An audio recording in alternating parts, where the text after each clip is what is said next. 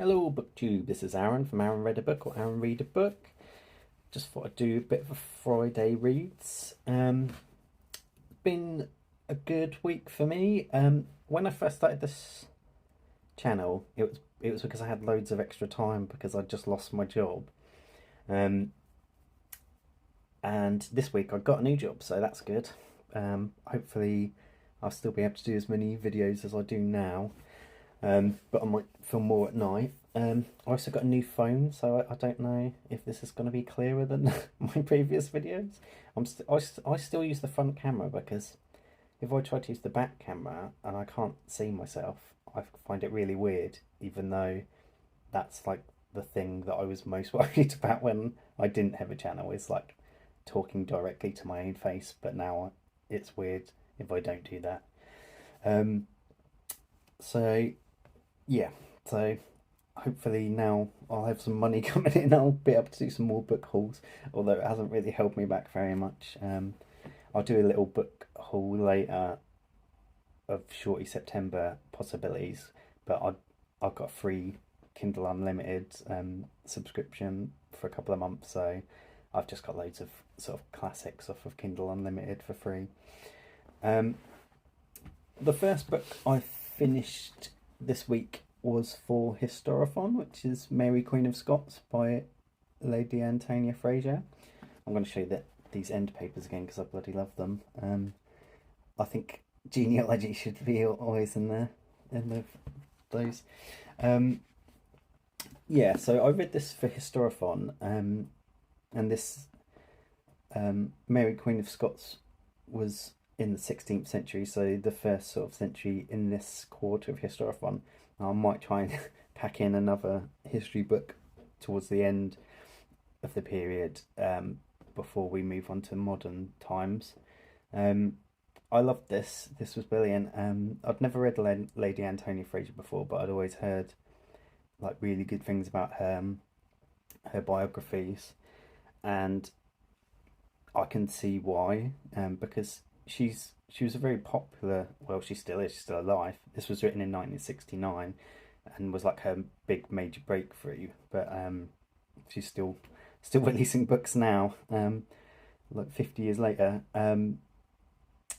Yeah, you can tell she's read all the primary sources, and you can tell she's got a real passion for the subject.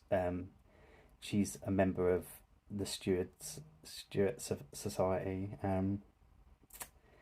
so loves the sort of family history of the Stuarts. Um, yeah, I didn't know a lot about Mary Queen of Scots, but she surely must be one of the most interesting or most dramatic lives of a monarch, um, because her life sort of has everything. She has three really dramatic marriages. So her first marriage is to um, the young Dauphinois. Is it Dauphinois? Or is that the potato? I can't remember. Dauphin, the Dauphin of France, and then he becomes king, but he's only king for 1 year and then dies because he's sort of sickly his entire life. And it's Francis II, and he's also very short and sort of underdeveloped. And Mary Queen of Scots was 5'11", which is insane for a woman even today. But in the 16th century, she must have towered above everyone. Then her second marriage was to Darnley, who was just an egotistical maniac, and she obviously hated him after the first couple of months, and then was looking for a way to get rid of him. And then he, they tried to explode him. Like, you forget that there's gunpowder at this time, but like they tried to blow him up, and it doesn't work. He escapes, and they have to strangle him. And then her third marriage was sort of forced. She was kidnapped and sort of forced into it. Although there is evidence to show that she had arranged to meet up with Bothwell. But I feel she's hard done by about her third marriage, because all the nobles in the realm sign sort of an agreement that he should be the next king, and then when he is made king, they all sort of rebel against him, and it's at that point she escaped. She's captured and imprisoned in Scotland. Yeah, so there's already loads of drama there in the three marriages. Then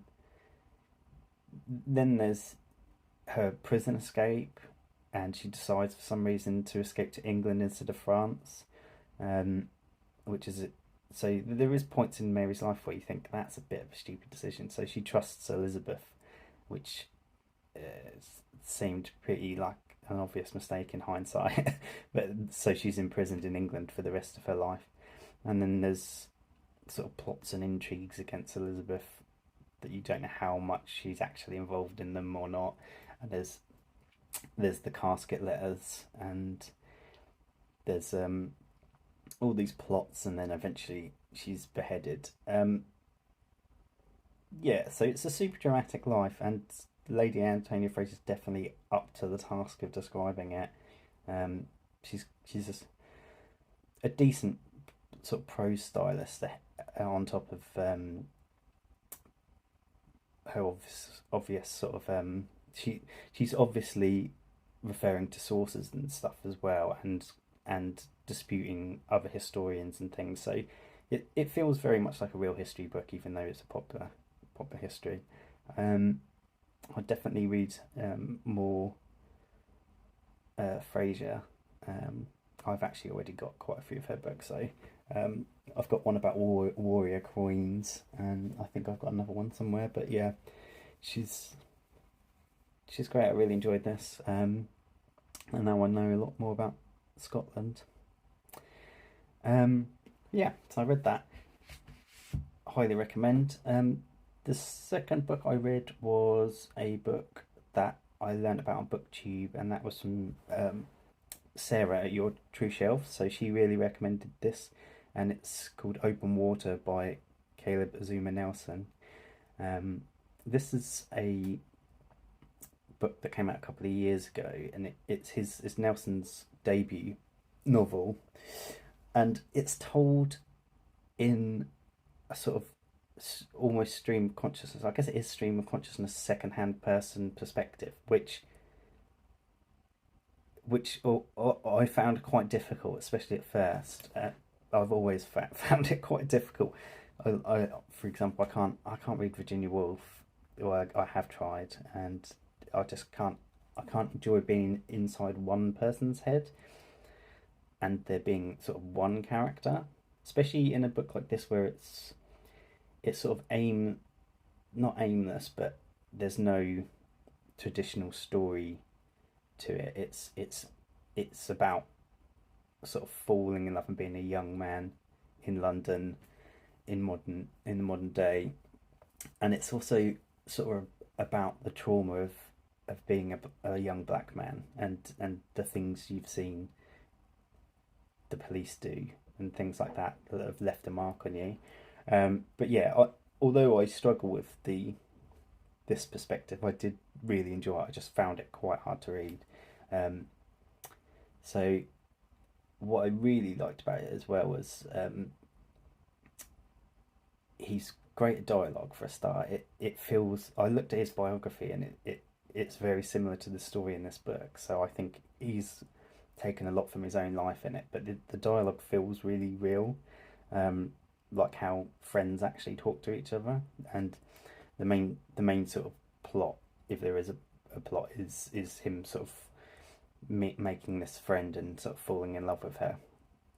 But yeah, I did actually really enjoy it, which was a surprise after how difficult I found it at first. At the times, the love parts were a bit overly sentimental for me, but he's a young writer, so I think young writers are more likely to be a bit overly sentimental. And because of the sort of relentless second person's perspective, it had a rhythm to it, almost sort of spoken word poetry at parts. And he's great on the page. He's great. He's lots of great turn of phrases, but it's a bit too much for me generally. he mentions Zadie Smith a lot, and he definitely has some similarities to Zadie Smith. So if you like Zadie Smith, it's definitely worth giving him a try. And he makes the whole book as like a lot of references to black artists, like musicians and writers and photographers and painters. So it's a bit of a love song to black artists as well. Yeah, I mean, I did really like it, even though I found it difficult. So it's definitely, I'm very interested to see what he does in later books, if he does a book with a different perspective, um, and because he's definitely got the writing skills to be a great writer. Yeah, so this was a very different type of book that I normally read. I if I do read sort of more aimless novels, I tend to want them to be very character focused, so have a wide range of characters. And this really only has the two main characters. But yeah, no, I gave it 4 stars. It was very interesting, and it's nice to read something that I wouldn't normally read. So thanks Sarah for raving about it. Yeah, I'd like to try some more from him. Book haul wise, I have started picking up things for Shorty September. So actually, the first thing I got was for World Cup, Women's World Cup readathon, which sadly England lost to Spain in the final, and it took me a good few days before I could even look at Spanish books, because I was heartbroken. I was so sad. It was worse than when we lost the Euros in the men's for me, because I love the lionesses. I think I love all the characters in the team as well, and I felt like we should have won it. I feel so bad for them, but I picked up a book that was recommended by Joe Smith in the Discord, and that is When I Sing Mountains Dance by Irene Solar, and it's about 200 pages, so it counts as Shorty September too. So I might wait for Shorty September to start before I read that. I am still reading Empire of Pain as well. The other books I picked up Ethan Frome by Edith Wharton. So I've read The House of Mirth, and I love The House of Mirth, and I haven't read anything since by Edith Wharton. So this is a nice short little one to continue my Edith Wharton reading. I've got The Wind in the Willows by Kenneth Grahame. I don't know how long that is though, but it's sort of one of those books that I've always meant to read and I haven't read. And it feels sort of like an English classic. I got The Time Machine by H.G. Wells. I have read that before, but when I discovered H.G. Wells, I remember just reading 4 of his books in one day, and that was about 15 years ago. So I don't really remember them very well. So I thought I'd revisit some H.G. Wells. Then I got O Pioneers by Willa Cather. So I read My Antonia a few months ago, or a month or so ago, and I absolutely loved it. And this is this is part of a loosely knit trilogy she wrote, and I think it's her most famous novel, so I thought I'd give that a go. I also picked up The Scarlet Letter by Nathaniel Hawthorne. Again, this is sort of an American classic that I haven't read. I think everyone in America reads it at school, and I always hear very mixed things about it. But it's so short, I thought I'd give it a go and see if I like it or hate it. And it's always hard with books you read at school, because sometimes you just hate them, because you're being forced to read them, or the teacher's messing it up or something. And then the last one I got was The Lost World by Arthur Conan Doyle. Massive Sherlock Holmes fan. I think you can see my got 2 Deerstalkers. There's one there. Yeah, but I've never read anything other than Sherlock Holmes by Arthur Conan Doyle. And I also want to read the other book he reads about medieval medieval times. So is it Sir Eric or something? It's about a knight with a really funny name. Oh, it sounds ridiculous now. I think it might be Sir Eric or something like that. Yeah, so good week for me.